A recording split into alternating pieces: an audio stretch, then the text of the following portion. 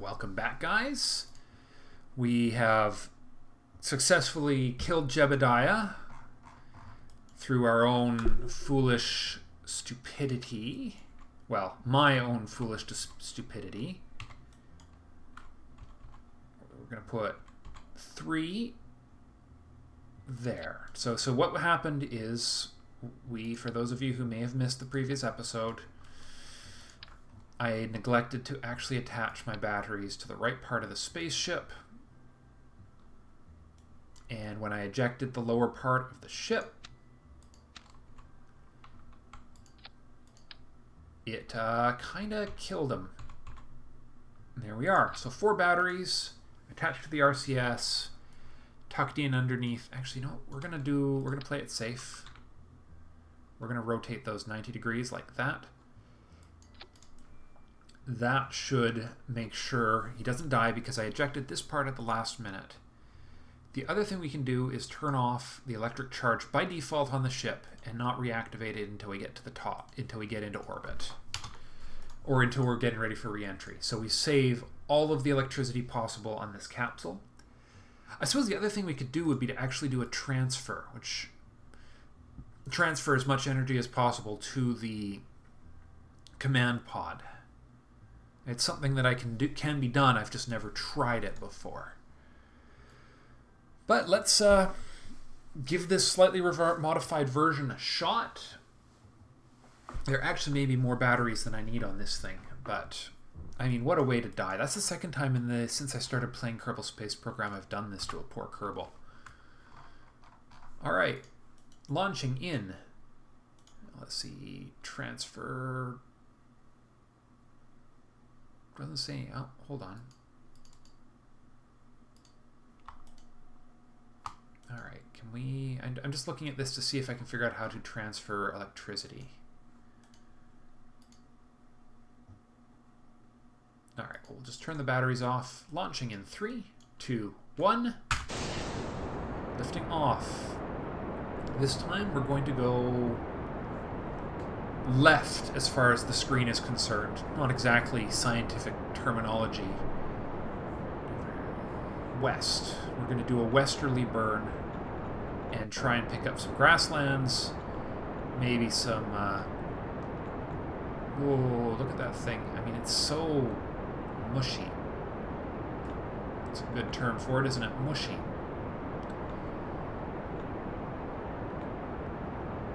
Okay. Oh, I can't wait to get to liquid fuel boosting stages when we get to the orange fuel tanks. It's such a much nicer way to get things into orbit, I tell you. Whoa. Okay, so we are being really recalcitrant here. Uh-oh. Uh-oh. RCS. RCS. Come on. Oh, bugger. Something snapped. I can tell.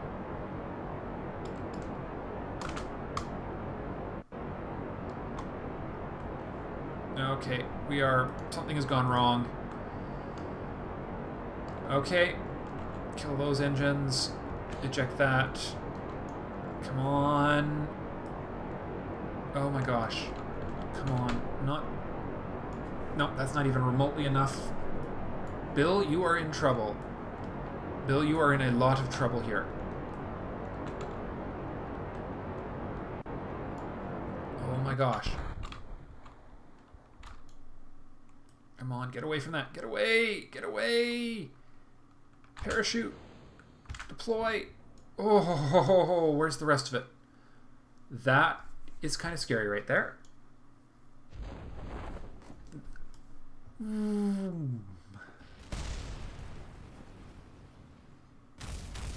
That also didn't land very far away.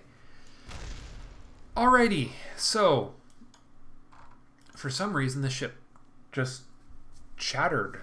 I completely lost control of it there. That was weird. That was very weird.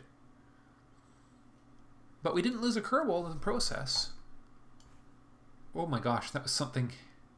Oh, ha! That's the remnants of one of my attempts at getting goo into orbit. I guess I've never retrieved that. Or something. Yay! Well, we'll recover that. And we'll try again. Not going to get any bonus science from that, which is fine. We're just going to attempt a Mark IV one more time. And we're going to see if it behaves any better this time. It says here in fine print, fine controls on. Launching in 3, 2, 1. Lifting off for our second attempt. We'll try to keep this thing as vertical as is humanly possible while we're in the lower atmosphere, because that always seems to go wrong if I don't. I'm not touching any keys right now. We're just letting physics do what it will. I'm actually kind of surprised it's staying this stable, because I don't think SAS is doing anything even though I turned it on. Maybe it is. Did SAS work with just the fins and no computers? I can't remember. I mean, it's flying nice and stable, so maybe it's going to work that way. If it is, I'll take it. I'm looking and I'm just, you know, it's funny. You guys get to watch these videos, and I'm sitting here with my eye glued on the bloody nav ball in the bottom center. It's kind of a funny thing not getting to actually watch this game as I play it, because it's so hard to determine how to control this ship.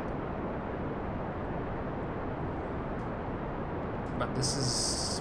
maybe SAS is working, in which case this will go a lot better.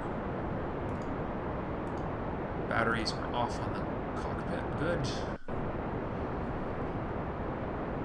I just gotta remember to turn the batteries back on before I eject that last stage.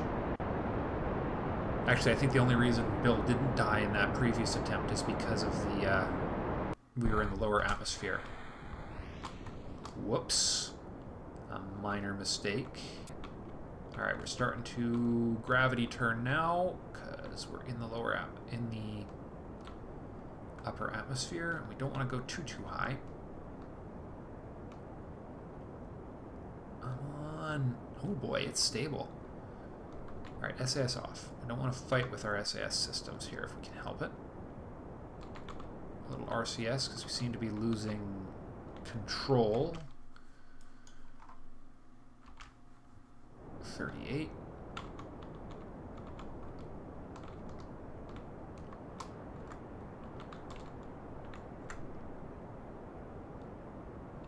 Okay, we're good. No. No tipping that way.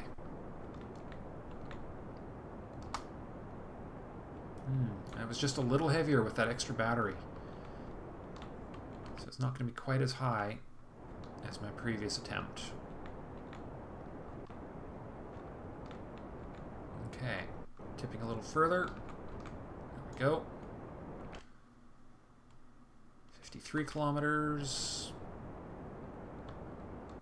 Come on, stop trying to tip me back to horizontal or whatever. Okay. 60 kilometers. We're almost into... I think we're actually in... I actually have a Google Doc, a Google spreadsheet with... I'm using to keep notes on what experiments I've actually accomplished. So I may share that at a later date. It's based off of the work that everybody's done compiling experiments on the thread on the Kerbal Space Program forums.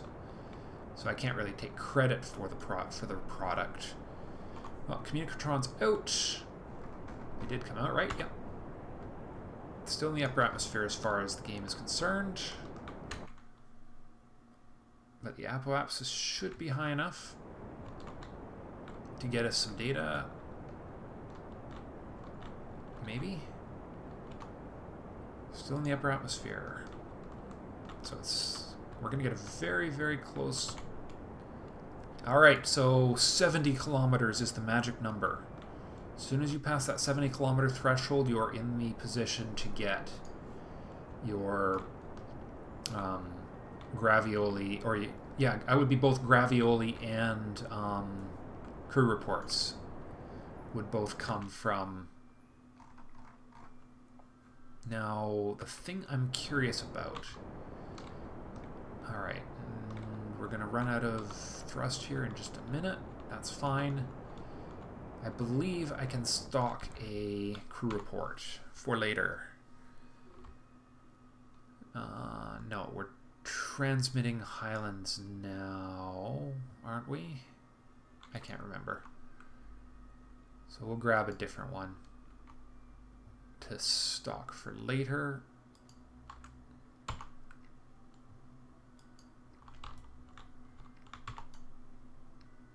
Grasslands we can get anywhere. I'm hoping this will go over a desert, or that I can get carry the crew report on the shorelines or something back with me. Tundra. What?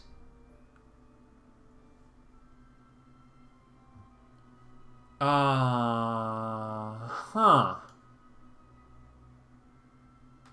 Alright, I'm just going to hang on to that. I did not expect to send that. Or get that. That's an odd thing to get from that. I'm completely confused. I had no idea there was a tiny patch of tundra just around the corner from the Kerbal Space Center. Where the heck am I? Weird. Alright, well, we're not going to have enough time to transmit it. Alright, power up the electric charge there. Rotate yourself around to be retrograde. Retro. Wait, hold on, which way? Where is retro? Come on, we don't have a lot of time left. Alright, oh yeah, there we are. There we are. Come on. Alright.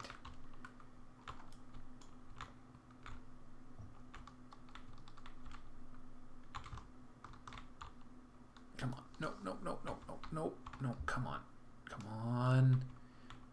Alright. We're really going to need to get rid of this dead weight soon and get some distance between us and it. So let's get that, get her gone, and burn away. Alright, whoa. Okay, this thing's really responsive once. Alright, and computer controls won't do a darn thing here. Alright, command pod has lots of power left now, since I haven't used any of it this time. And we're about to come into the atmosphere, which means we're going to need to get rid of these boosters and batteries, or we will see a horrible tumble in my future. Alright, this is it. Hope for the best. Hopefully atmospheric drag is enough to keep me more or less... Ooh, that was pretty. Yeah, you like the fireworks, don't you, Bill? Alright, keep her steady. Keep her steady. Beautiful. Ablative shield is definitely there and working.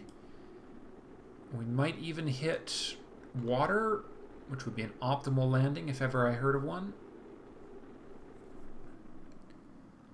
Alright. Not bad. Alright. I am liking this. We'll deploy the parachute at about...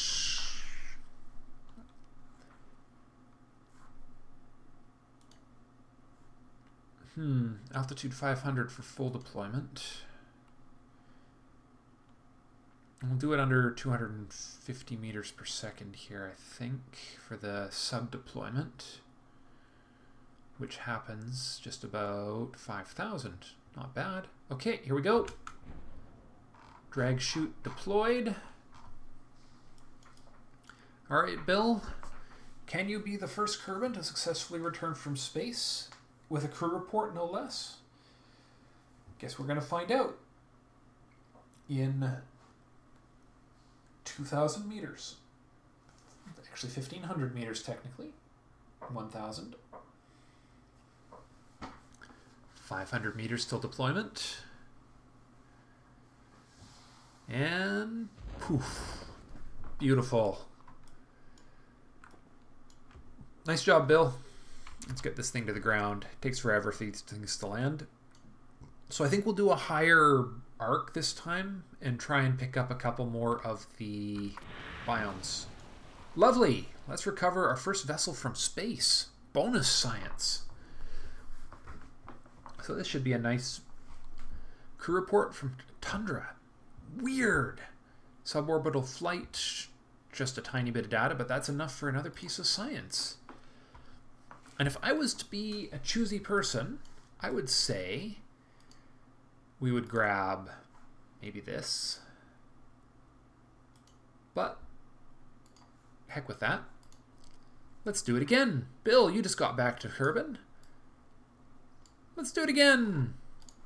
Kerbal part, Mark 4. Let's try and get 2 successful Kerbal suborbital flights here. All right. Launching in 3, 2, 1. Liftoff. And we'll see if the SAS performs as well this time as it did last time, because that was kind of startling. Throttling up the engine in anticipation of later parts of the flight. So we'll try and pick up, let me see, we got Tundra. That was weird. I did not expect to get Tundra. But we got Tundra and Highlands, which means grasslands, shores, and the peaks, the mountain peaks, are the 3 sort of local ones that I have easily accessible remaining.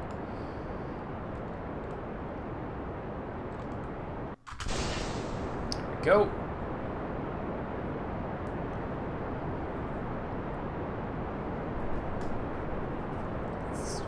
Yeah, I guess the SAS work is, the fins are have a sufficient amount of internal control that I guess SAS just locks the fins so that they stay stable. As long as your rocket has a decent center of gravity, I guess. Or at least one that's not completely wonked out. Yeah, Bill doesn't enjoy these flights nearly as much as Jebediah. Jebediah is a special kind of Kerbal.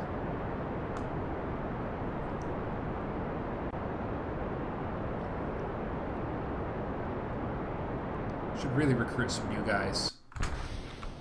Alright, we're starting our turn. Gravity turning just a little. We don't want to gravity turn as much as we did last time, although we'll still want to do so. Are we losing? We are losing speed. Dang it. Alright, there we are. We're stable. And we just don't want to overheat. So this engine is just barely enough to do the job. There we are. That should keep us from overheating. Apoapsis 42. Coming. We'll get those out. Still in the upper atmosphere. 52 kilometers. A little more. Oh, yeah, we're into RCS territory now. And lower. We don't need to use too much of that at once. Oop, did I? Yes, okay, that is off by default. Good.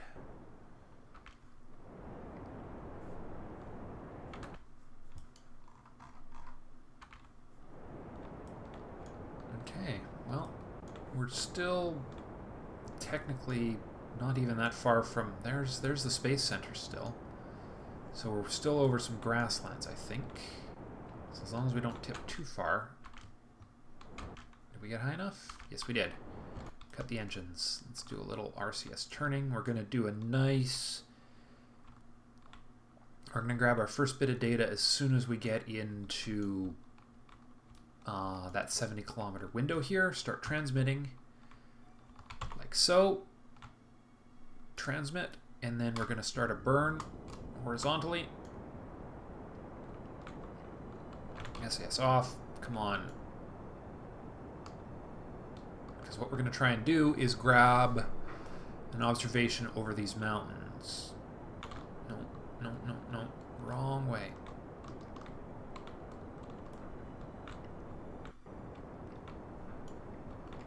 And we also want to try and swing over and not hit the water if we can help it.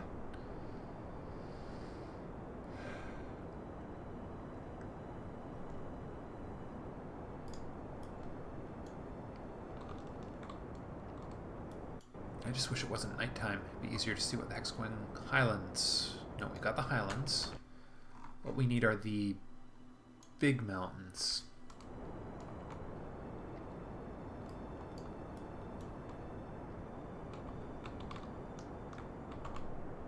Aha! Mountains! We will... I'm not sure we're going to have time to transmit that.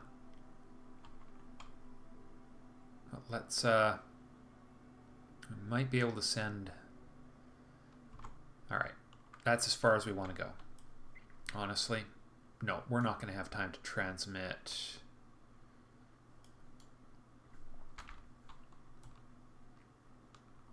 What we need to do is switch over to retrograde.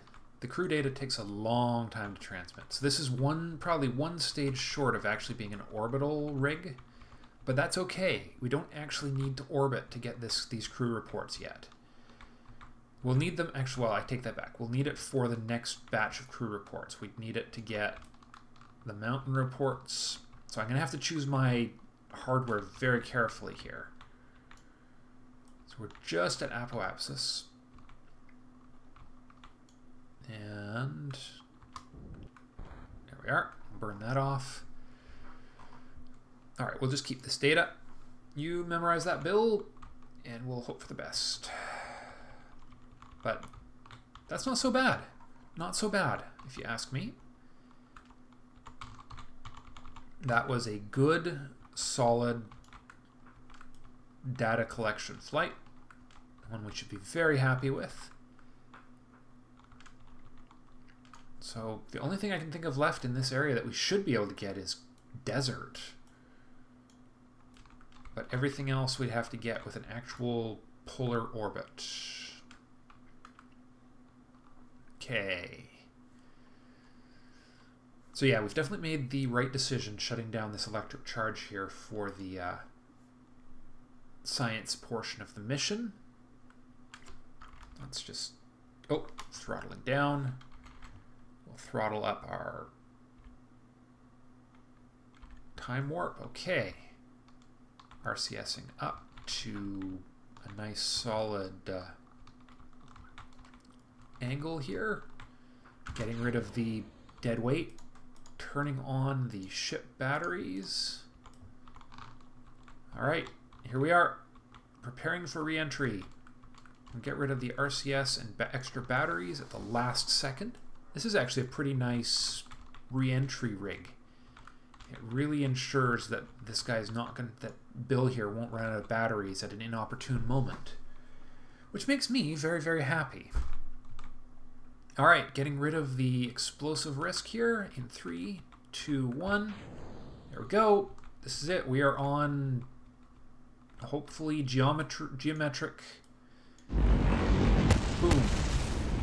Nice. That was a good view. Alright, no, keep it steady. I've got just a tiny, tiny, tiny bit of control over this thing.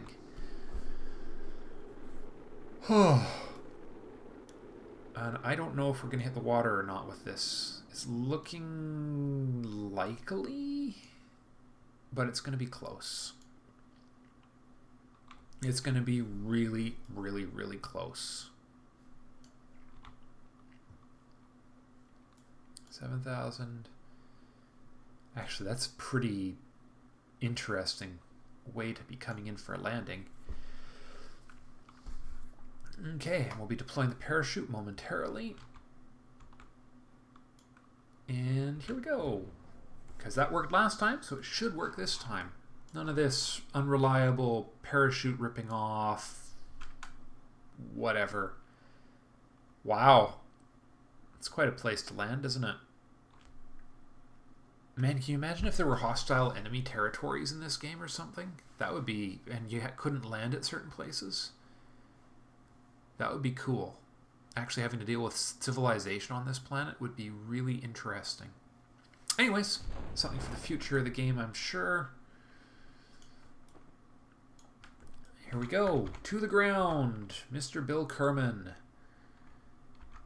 who has now made 2 successful sub-orbital flights. Congratulations. Recover that vessel. I don't think we get any bonus science with our second vessel recovered from space. No science. But 30 science from the mountains data. Nice.